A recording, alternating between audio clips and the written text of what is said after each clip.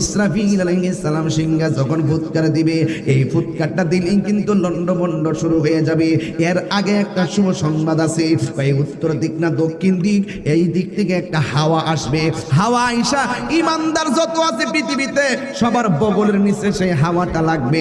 ইসরাফিলের সিংহা ফু দিলে সব লন্ডভন্ড হয়ে যাবে।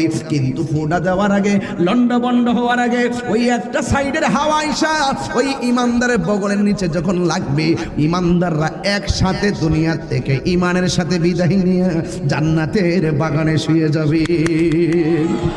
এখন ইসরাফিলের সিংহা ফু দিব, কাফেররা দেখবো কেমন লন্ডভন্ড হচ্ছে।